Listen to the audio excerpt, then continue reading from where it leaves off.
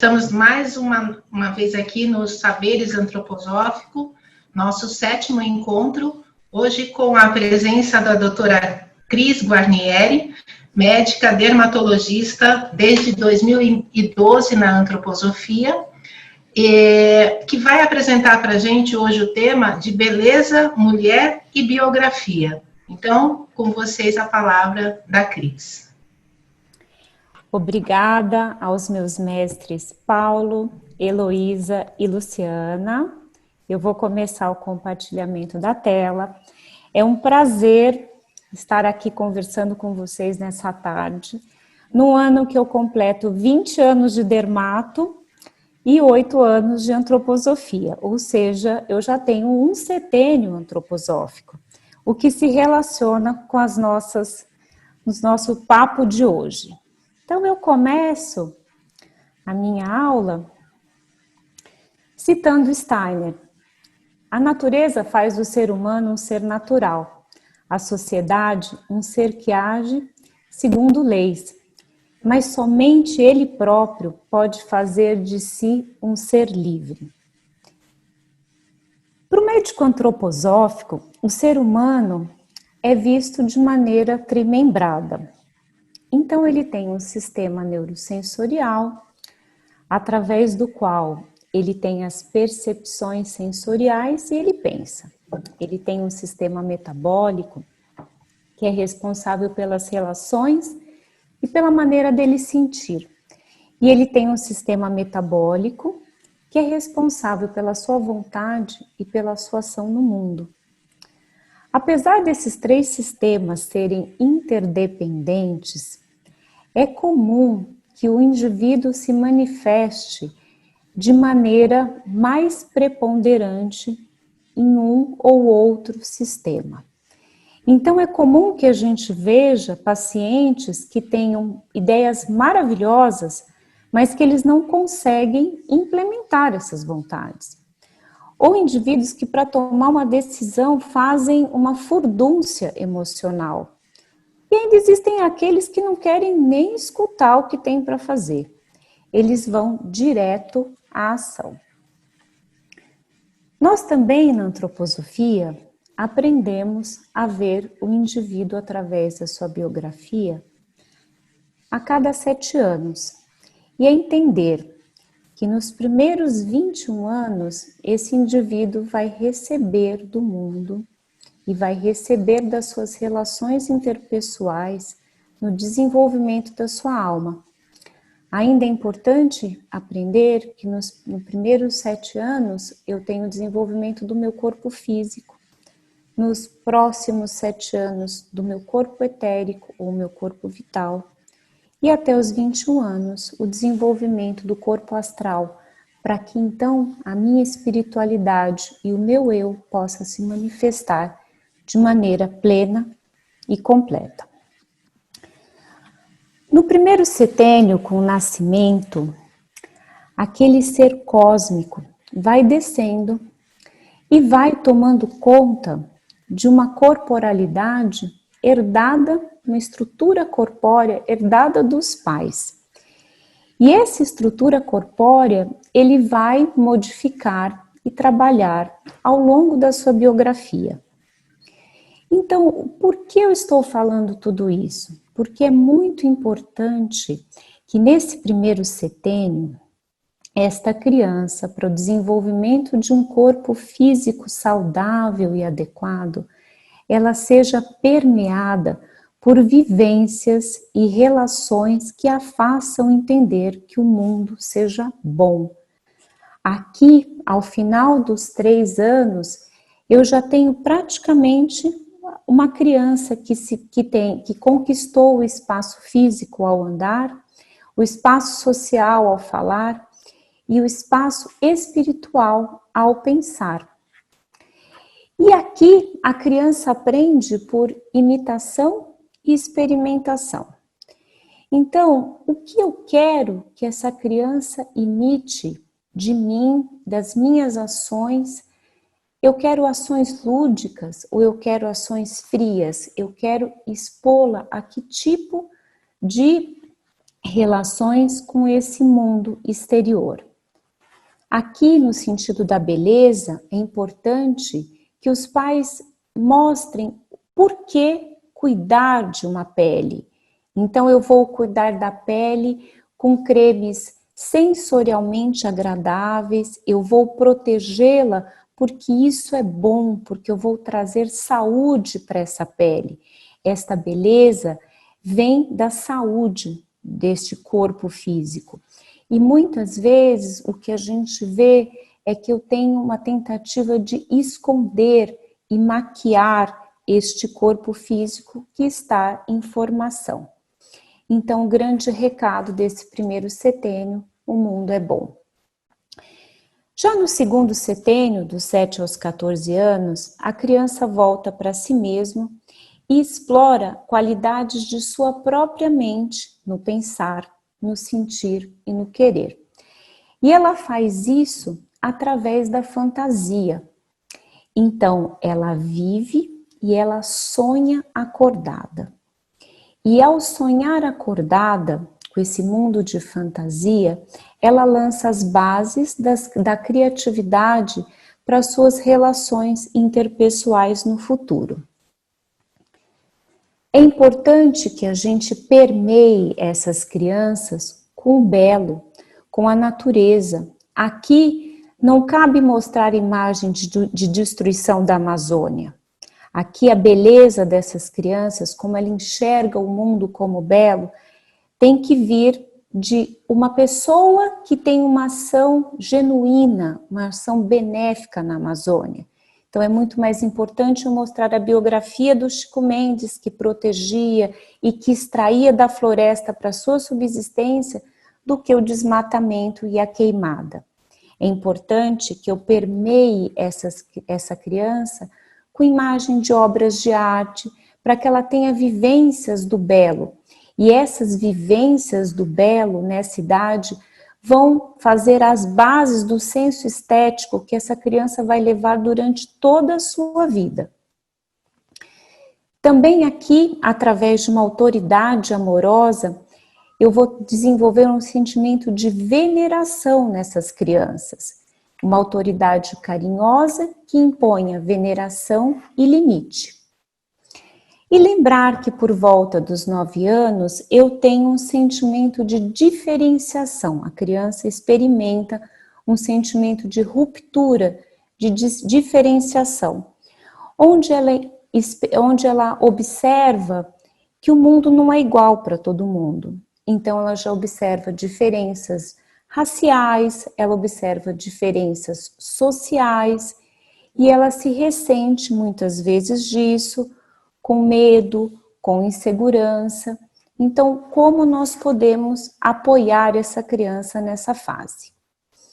Lembrar também que este é o setênio onde eu tenho o desenvolvimento do meu corpo etérico, dos meus hábitos, e tenho também o nascimento, a atuação do meu sistema rítmico, onde o coração e o pulmão, através dessa dinâmica de interiorização e exteriorização, vai moldar as relações da criança com o mundo.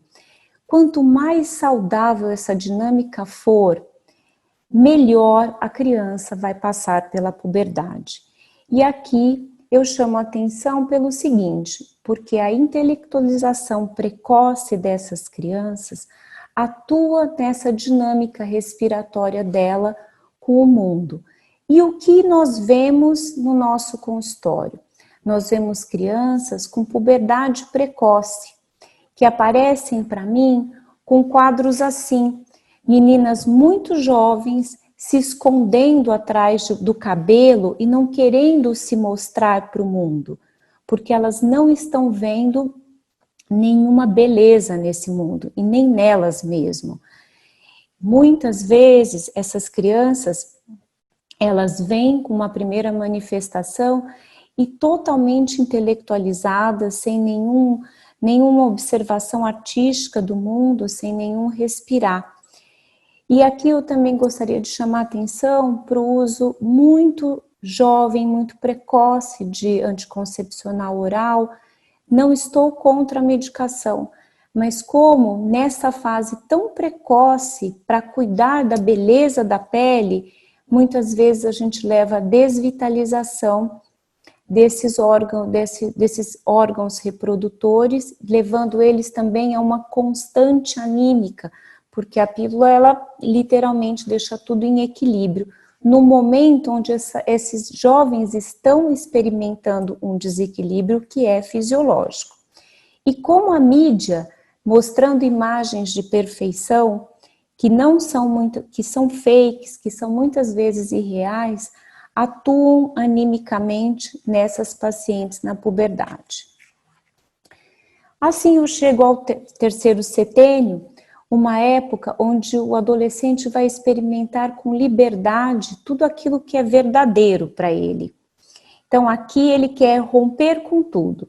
O pai está errado, a mãe mais errada ainda, ele quer andar em bando, e nesse bando ele se reconhece, ou neste mesmo bando ele quer se diferenciar. Então, muitas vezes, ele procura essas comunidades de amigos, como assim dizer, porque nelas ele se reconhece. Então, aqui eu posso usar o cabelo assim, ou eu posso ser assado, ou eu posso ser totalmente diferente deles, de maneira a me destacar. Aqui também eu exploro e conheço a minha sexualidade e muitas vezes exploro outras coisas que nós chamamos de ilícitas. O jovem também se relaciona com a pele nessa época de uma maneira bem dura. Através dessa pele, ele tem a sua autoestima, ele desenvolve essa autoestima. Ele valoriza a aparência, ele acha a qualidade de vida dele boa ou ruim, ele fica refém de padrões estéticos e ele sofre muito bullying decorrente dessas alterações na pele. Porque aqui acontece emoções e espinhas aos borbotões. E a gente tem que acolher essa fase, tratar, explicar, mas também entender animicamente esse paciente. Um paciente que também não reconhece muitas vezes o próprio corpo, porque ele se olha no espelho e ele tá sempre vendo uma imagem que não é a dele. Então, chamar atenção para esses conceitos de beleza que muitas vezes estão ligados a alterações de imagem corporal e que a gente, com uma consulta, com um bom papo, a gente consegue pegar um pouquinho o que está acontecendo com esses adolescentes e orientar os pais em relação a esses padrões de beleza totalmente errôneos, criados por uma mídia que traz muito mais coisas nocivas hoje em dia do que coisas benéficas e que homogeneiza os padrões de beleza corporal numa fase que eles não devem e nem depois ser homogeneizados. E leva muitos adolescentes nessa fase a procurar procedimentos estéticos para se manter dentro de um padrão de beleza homogêneo e errado. Aí eu chego ao quarto setênio com uma história, com um patrimônio. Né? Eu chego com uma história de vida, uma história familiar, uma história escolar. E eu tenho o meu eu, a minha entidade espiritual, ela começa realmente a se formar. E ele quer brilhar, ele quer irradiar, ele quer aparecer. E muitas vezes, ao fazer isso, nós somos cerceados pelas vigências do mundo. Então, eu quero aparecer de uma certa maneira, mas eu tenho que projetar uma imagem de uma profissional de sucesso, ou a melhor mãe do mundo. Mas eu quero viajar, não, mas eu tenho que ter um casamento perfeito. Então, muitas vezes, a gente percebe um esforço grande da paciente que está chegando ao consultório. Eu vou te mostrar para vocês o quadro clínico que eu vejo muito nessa fase. E a gente começa a conversar e a gente percebe essa dinâmica da pessoa que quer ir para o mundo, mas que ao mesmo tempo as exigências, as demandas sociais cerceiam. Aqui, as nossas relações anteriores, que eram pautadas no encontro com o outro, na sensualidade, na conquista, elas estão muito mais voltadas ao trabalho. Então, assim, as minhas relações de trabalho, a minha fase de socialização vem muito dessa dinâmica do trabalho e como eu me apresento frente à sociedade. A nossa vontade de ir para o mundo e o cerceamento dela, geralmente se manifesta na face como no órgão, na região da face relacionada ao sistema metabólico, que é o sistema como a gente vai para o mundo, né? Que mostra a nossa ação no mundo. Então, a acne da mulher adulta é nessa fase que começa a aparecer. E muitas vezes a gente faz os exames laboratoriais e não acha nada. E conversa com essas pacientes e observa essa dinâmica do eu quero ir contra uma aparência e uma ação cerceada por essa dinâmica do mundo. E aqui é interessante porque o Steiner fala que nesse período nós temos que nos autoeducar e o nosso interesse pelo mundo, pela beleza, tem que ser despertado no sentido de ser da nossa objetividade. E ele recomenda a observação de obras de arte sem julgamento nessa fase da vida. Eu achei bem interessante, assim, uma coisa que é tão fácil para todo mundo e que, assim, com a reabertura dos museus ou não, ou o museu virtual é uma coisa que a gente pode desenvolver esse ser. Então, a beleza aqui vai ser encontrada através de um equilíbrio mesmo, para nos dar equilíbrio. E aí eu entro no quinto setênio, que é um setênio onde eu vou questionar normas previamente estabelecidas. Então, eu vou rever pelo menos elas. Será que essas normas me servem? Será? Eu sou executiva, mas eu posso ser uma... Todo mundo fala que executiva não pode ser mãe, autoexecutiva não consegue. Eu vou ser executiva e vou ser a melhor mãe do mundo. Ou eu vou ser uma executiva e não vou ser mãe. Isso aqui, essas normas vão ser questionadas. E essa fase, o Rudolf Steiner chama de a fase do intelecto ou da índole. Então, assim, uma duplicidade entre a razão e o coração. Muitas mulheres nessa época que sempre foram pelo coração vão ter que desenvolver a razão. E essas normas de beleza que até então foram demandadas e obrigadas muitas mulheres até então seguirem, elas vão ser questionadas também. Então, no segundo setênio, quando eu tinha que usar o cabelo daquele jeito, ou eu tinha que dançar balé e não posso ter sobrepeso. Não, agora eu vou ter o corpo que eu acho que é correto, vou usar o cabelo, a maquiagem, vou cuidar da minha pele que para mim é correto, que para mim faz sentido, e é assim que eu vou me relacionar com o mundo a partir de então. E aqui, os problemas, as crises de relacionamento já não são nesse momento do contato com o outro, mas da performance que eu tenho que ter. Então, muitas vezes, a minha imagem, a imagem que eu quero projetar, os cuidados de beleza que essas mulheres têm e procuram, tem a ver com a performance, com a performance que elas querem projetar no outro também. E novamente, para esse setênio, Steiner traz o trabalho do nosso equilíbrio das nossas forças anímicas, o pensar, o sentir e o querer.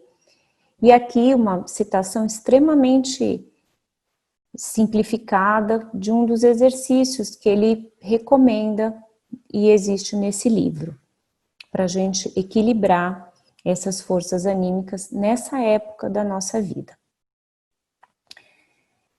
E aí eu entro no sexto setênio, um setênio chamado de alma da consciência, onde eu desenvolvo uma consciência ampliada.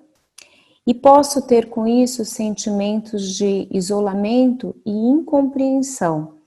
Eu sinto uma incompreensão das pessoas em relação às minhas ações. E a tarefa aqui é aprender a conhecer mais os nossos próprios limites, os nossos defeitos, mas também as nossas potencialidades.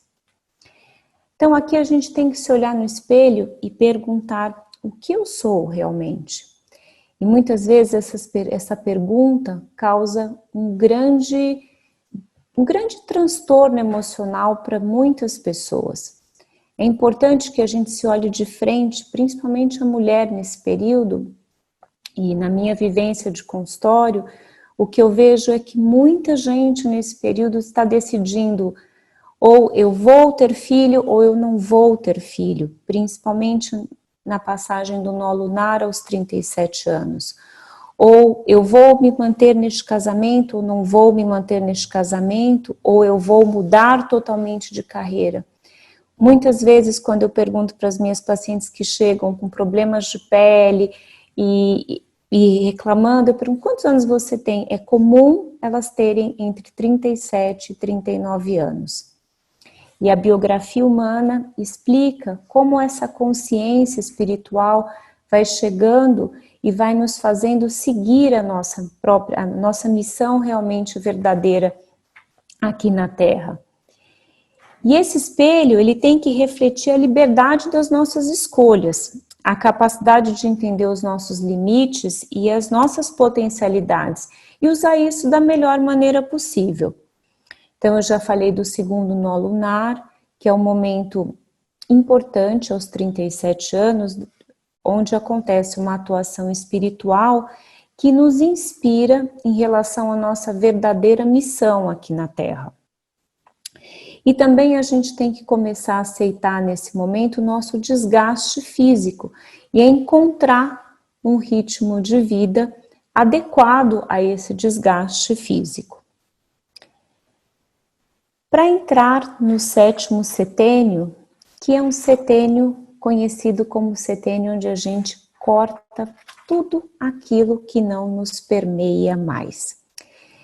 O setênio de Marte. E o que é importante falar dele? É importante dizer que aqui nós vamos ter cada vez mais essa espiritualização. A gente vai poder encontrar um caminho de crescimento ou a gente pode encontrar um caminho de estagnação e deixar que esse crescimento espiritual desenvolva para baixo e decresça como o nosso próprio corpo físico. Ou ainda tem pessoas que vão ignorar isso e vão continuar trabalhando e não prestando freneticamente e não prestando atenção a essas minúcias, esses pormenores que a vida tão sutilmente vai nos chamando a atenção. Na mulher, ela sofre ao longo desses 35, 42, 49 anos, assim como todos os seres humanos, mas um processo de desgaste físico que na região reprodutora culmina com a menopausa, que é, na verdade, a cessação das forças criativas uterinas, as forças reprodutoras. Este mesmo corpo etérico que permeava os órgãos reprodutores, ele para também de permear o nosso organismo hídrico e na pele eu tenho essas manifestações de perda de turgor, de flacidez, que é o que leva as pacientes ao consultório e a reclamar dessa perda de beleza. Então, muitas vezes elas falam, olha como as minhas mãos estão inchadas e elas não têm nenhum problema reumatológico. Elas estão inchando mais mesmo. A pele já começa a ficar muito seca, flácida. A gordura abdominal se instala, muitas vezes quadros de aterosclerose também. Nós vemos dilatação dos vasos, o início de uma osteoporose incipiente. Então, tudo isso mostrando como esse corpo etérico, esse corpo que vitaliza o nosso organismo físico, ele também vai se distanciando, vai perdendo, vai desgastando este corpo ele já não vitaliza ele de maneira apropriada e como isso se traduz nessas manifestações físicas que esses pacientes chegam ao consultório reclamando. E como é importante nós conhecermos a biografia humana e podermos ajudar estes pacientes de uma maneira a encontrar um caminho junto do desgaste físico e da beleza, mas um caminho espiritual também para eles. Apoiá-los, ajudá-los, porque muitas vezes eles vêm com bastante questionamento em relação ao que eles têm que fazer no mundo até então. E, infelizmente, existem pessoas que ainda querem manter uma juventude a todo custo. Então, aquela máxima do espelho, espelho meu, existe mulher ainda mais bela do que eu, ele existe. E a gente vê isso na procura incessante por tratamentos hormonais, muitas vezes perigosos, pela realização de procedimentos estéticos em sequência e sem nenhum cuidado, nenhuma avaliação, nenhum critério. E para quê? Para manter uma juventude a todo custo. Uma juventude que a gente sabe que ela pode ser cuidada, mas ela vai embora. Então, assim, qual é o trabalho de nós, terapeutas, médicos, para apoiar essas pessoas? Então, assim, a sensibilidade que a gente pode ter para ajudá-las a passar por esse momento de uma maneira mais adequada e mostrar que a beleza aqui, na verdade, é o reflexo de uma harmonia interna que essas pacientes vão experimentar. Porque isso é fruto da experiência que se torna a vivência. Esta é uma fase onde a paciente começa a olhar por cima da vida dela, assim, olhar realmente, olha e tem a sensação de que ela já viveu pelo menos a metade da vida. E o que ela pode fazer neste momento para continuar seguindo, mas de uma maneira evolutiva, né? Principalmente no sentido espiritual. E aí ela chega ao 8º setênio, o setênio regido por Júpiter, mas um setênio onde principalmente eu já começo a ter maior desgaste ainda do meu corpo físico e onde eu me pergunto a respeito da justiça, se eu como é a minha relação com os outros, é justa e comigo mesma. E mais do que isso, aqui não é mais a hora de eu me forçar a fazer nada, principalmente em termos de beleza. Aqui é hora de eu obedecer o meu próprio sentimento, aquilo que ele está falando para mim. De eu desenvolver a paciência e de desenvolver também uma atitude mais contemplativa aos acontecimentos da minha vida. Então eu trouxe aqui a capa de um livro de uma psicanalista maravilhosa, que faleceu aos 98 anos e que teve uma vida muito feliz com um companheiro. E quando ela perdeu esse companheiro, ela ficou totalmente sem chão, não sabia o que fazer, e aí ela começou a se dar conta de que ela poderia escrever poesias para falar desses sentimentos. E escrevendo poesias, ela continuou trazendo essa beleza para o mundo. Outros vão pintar, outros vão cuidar de um jardim, mas cada um vai trazer a beleza de uma forma e de acordo com os seus próprios sentimentos, não ao que ela é forçada a fazer. Mas, infelizmente, ainda muitas mulheres, e principalmente aqui no Brasil, porque culturalmente isso é importante, elas ainda se veem escravas de padrões de beleza pré-determinados pela nossa própria sociedade.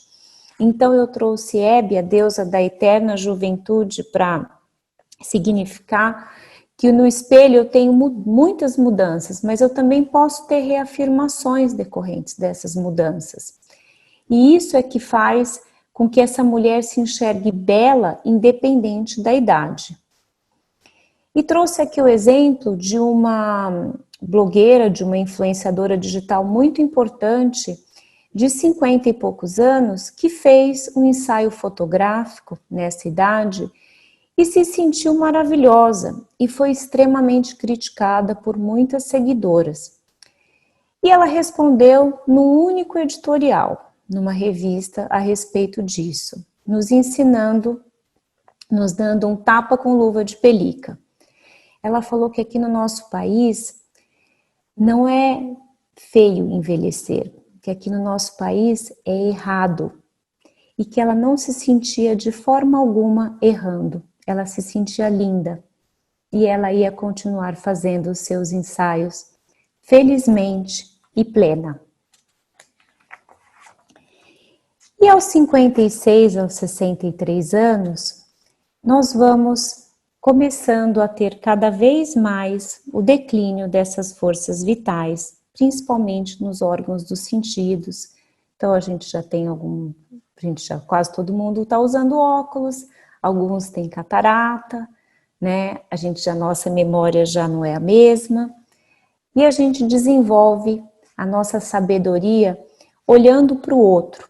Então a gente já não pensa só em nós. A beleza vem também do pensar no outro, de fazer pelo outro e devolver para o mundo aquilo que o mundo nos deu até então, com sabedoria. Não é competindo, é apoiando o crescimento do outro.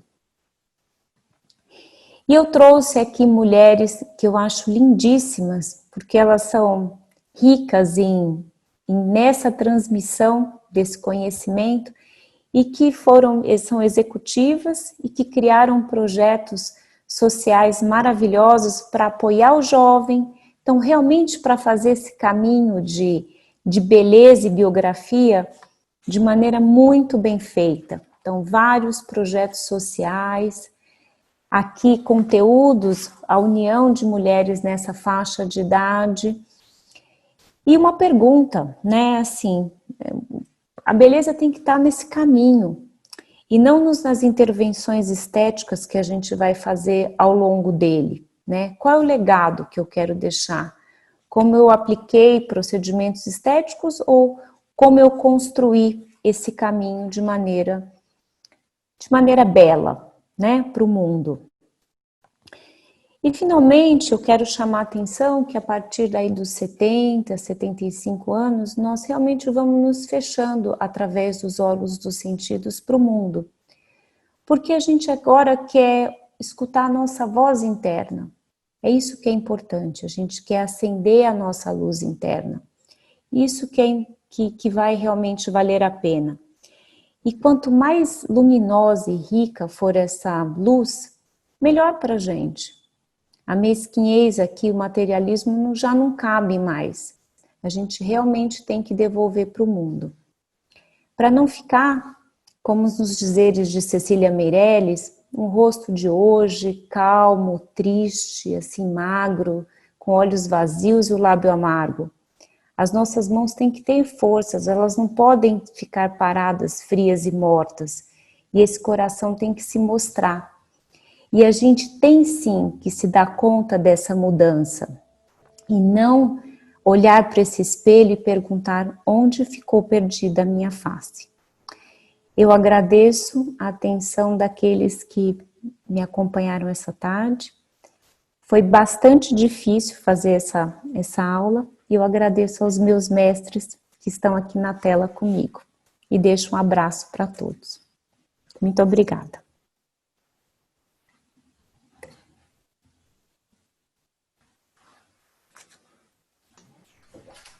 Obrigada, Cris. Agora a gente vai iniciar as perguntas. O Paulo Tavares e a Heloísa Oliveira vão fazer as perguntas para você. Obrigada. Muito bem, doutora Heloísa. Fantástica a sua aula, viu? A gente sempre aprendendo com você, né? Apesar de você nos chamar de mestre, todos somos mestres, né? Aqui dentro da antroposofia. Muito rica. E a gente tem algumas perguntas, eu vou começar com a primeira delas, é da Marilda Moura. Ela pergunta assim: é importante tomar sol para aumentar a vitamina D? Como a dermatologia trata esse assunto? É importante, é importante que você veja sempre os seus níveis de vitamina D e tem que lembrar mais do que tudo que a vitamina D é um hormônio, né? E ele é sintetizado na pele a partir da influência da radiação solar. Agora, o que não pode é que você tome esse sol de maneira irregular, o sol das 10 às 16 horas, sem um filtro solar. Então, você pode usar um filtro solar no rosto, expor algumas partes do corpo, isso já é suficiente. Numa caminhada, numa rua que não seja o sol do meio-dia, que tenha uma árvore frondosa para você também fazer um contraponto a toda essa radiação solar. E o que vai determinar são os seus índices pessoais e individuais de vitamina D.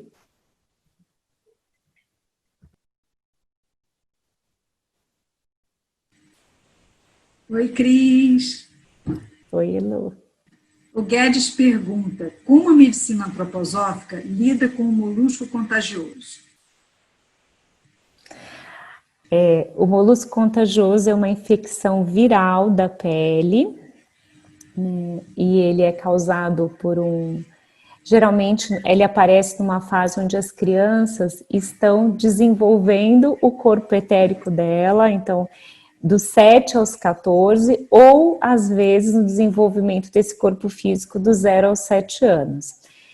Então, toda doença viral tem que ser entendida como um processo onde eu tenho um contraponto entre o vírus que entra comigo e o meu corpo etérico lutando contra ele para não deixar esse processo viral se estabelecer.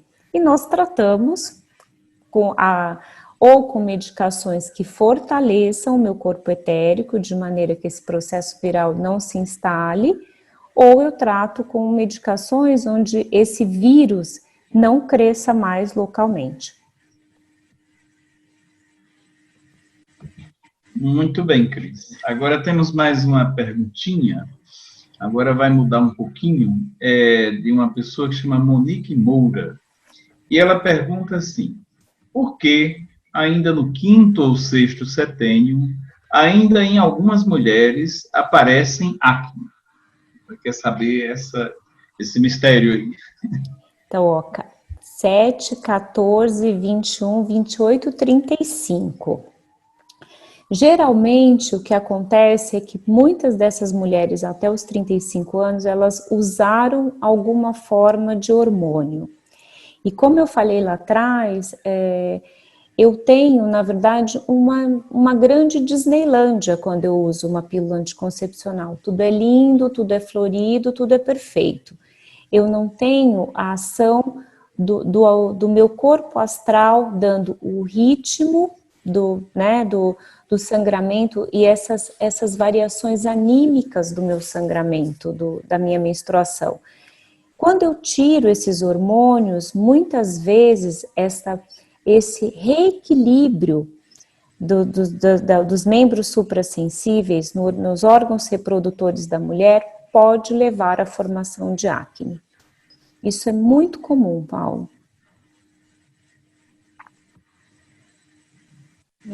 A Márcia de São Paulo pergunta, a acne tem relação com a alimentação ou é mito?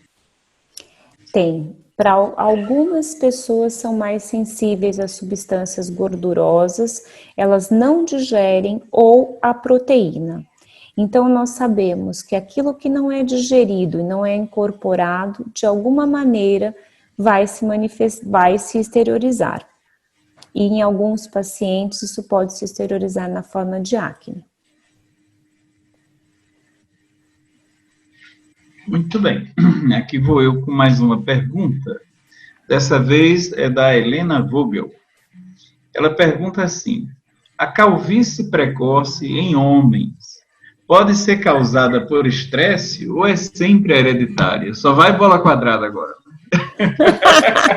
Não, a grande maioria dos casos de calvície está relacionado à hereditariedade.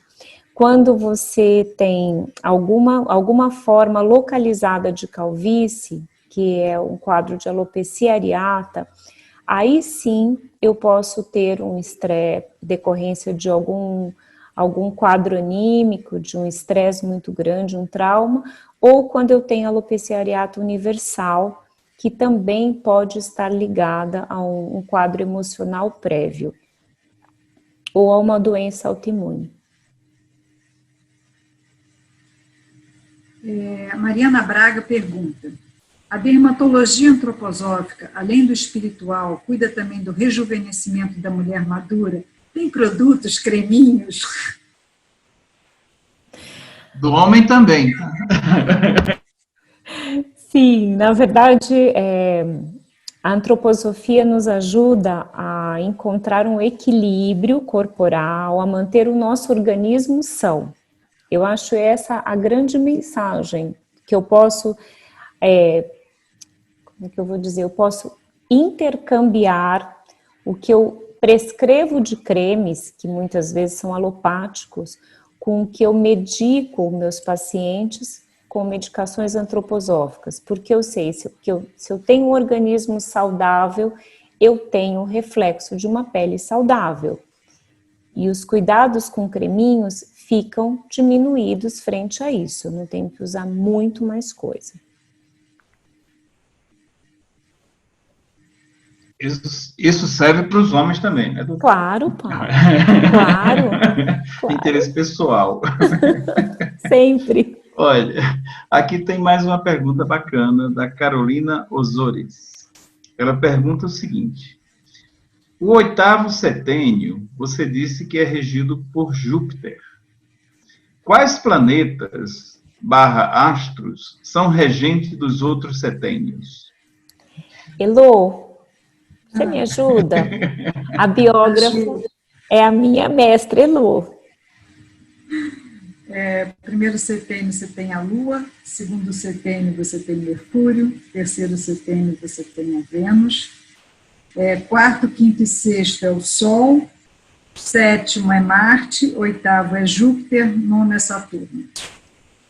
Falou a nossa biógrafa e mestra. Agora, outra pergunta para você. Da Paula, de Pernambuco: se as rugas são genéticas? Não, as rugas não são genéticas. As rugas são causadas pela perda de elasticidade da pele e também pelo movimento contínuo da nossa musculatura facial, na nossa mímica do dia a dia. Então, elas não estão relacionadas com genética e elas estão também relacionadas à exposição solar inadvertida.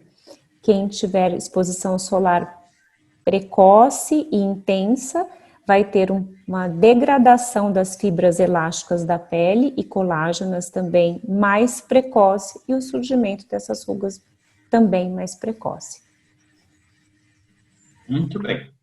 Temos mais uma pergunta aqui da Fernanda Couto. Ela fala o seguinte: doutora, gostaria de saber sobre alguns cuidados básicos. Sua fala foi maravilhosa. Obrigado. Obrigada a você. Eu não sei a sua idade, mas como cuidados básicos nós devemos lavar a pele todo dia, mantê-la limpa, com o sabonete adequado para o seu tipo de pele, mesmo dentro de casa e usando o Zoom o dia inteiro, lembrar da luz azul, então uma fotoproteção adequada, e aí no cuidado noturno de cuidados com a pele, então se a sua pele é mais seca, o uso de um hidratante específico, se é mais oleosa, ou alguma coisa que controle a oleosidade. Se você tiver acne, a gente trata a acne, e aí assim a junção da antroposofia com a alopatia nesse momento é extremamente benéfica, os resultados aparecem muito mais rápido. A Ina Abreu pergunta: como é a visão da antroposofia sobre a dermatite atópica grave em adultos? Então, a dermatite atópica, seja em criança, seja em adulto, nós entendemos como um grande processo onde a pele não consegue se vitalizar. Então, nós sabemos que existe é como se fosse uma grande eletrificação da pele. Na nossa pele, nós temos terminações nervosas livres que ficam constantemente excitadas nessa pele, levando a um grande quadro de coceira, de descamação e de ressecamento. É como se todo o nosso maior órgão do sentido, que é a nossa pele, tivesse completamente permeada pelas sensações do ambiente. E o nosso cuidado na antroposofia é que a gente reverta esse processo de grande neurosensorialização da pele, para que a gente torne ela muito mais nutrida, muito mais vivificada, muito mais vitalizada.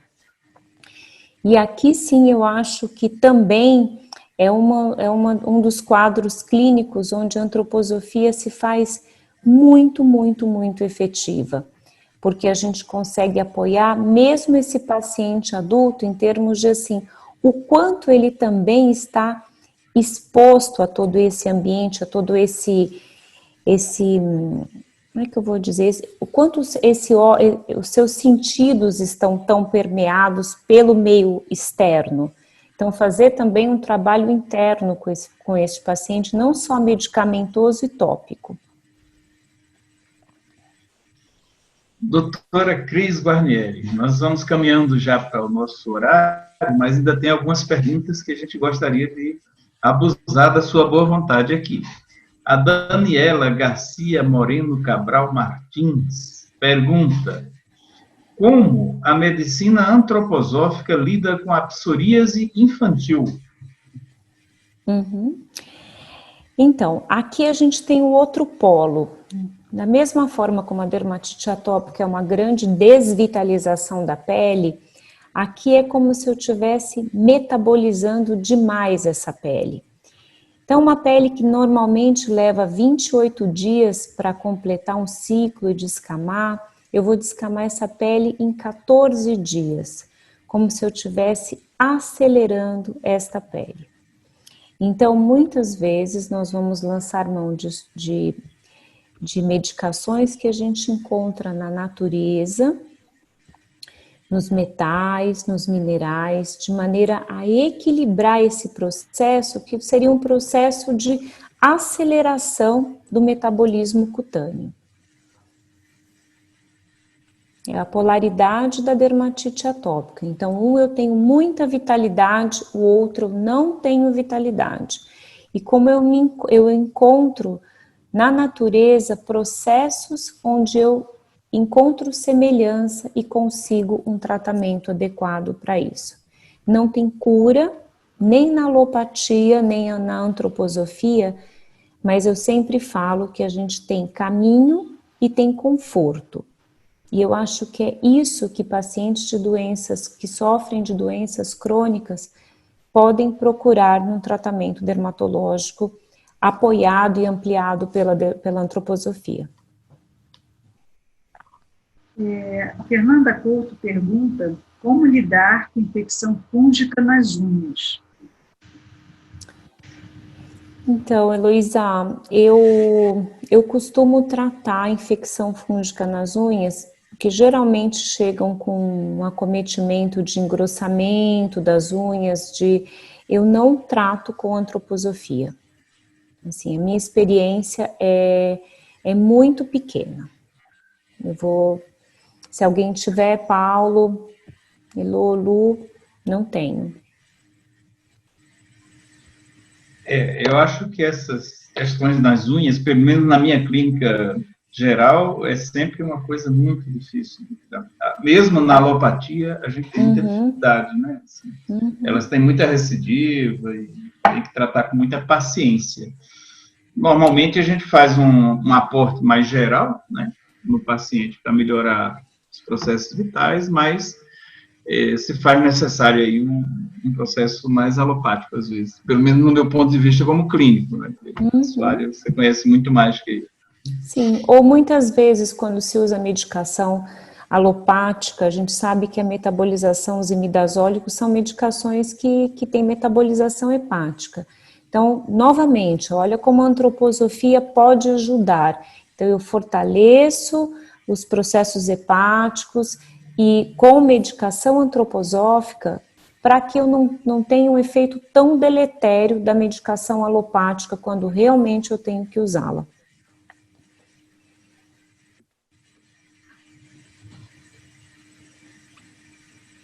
Vai, Paulo. Sou eu agora? Eu vou perguntar da Carla. Carla Vanessa Gonçalves Silva. Ela fala assim: doença da pele advém de problemas no pulmão? Olha, existe uma relação muito maior entre fígado e pele. Entre pulmão e pele, eu desconheço. Você conhece, Paulo? Elô? Não consigo fazer uma vinculação, a não ser aquelas intoxicações pulmonares, placentes e tal, que são casos, né, raríssimos, né? A pele responde muito mais ao fígado, né, ao metabolismo, do que a respiração. Isso. Posso, se for pensar num pensamento na antroposofia, pensando a pele como um órgão sensório, a mucosa do pulmão, né, também é um órgão sensório. Se você for pensar, tem uma relação, se for pelos órgãos dos sentidos, nesse de respiração, né, Lu? De troca, né? Agora, acho que talvez a manifestação cutânea, agora eu estou tentando lembrar, são aquelas crianças que têm problemas cardíacos, né? Às vezes com problemas respiratórios advindos disso, são bebezinhos azuis, que são bem cianóticos, né? Então, acho que é... Eu acredito também na pediatria que tem uma história das alergias, né? Que as crianças começam sempre com a pele da criança é um palco, né? Das patologias, e isso vai se transformando com o passar do tempo. Então você tem a pele, de repente aparece um bebê chiador, e de repente você vai para uma rinite. Então é todo um caminho, mas eu pensando na alergia como órgão sensório.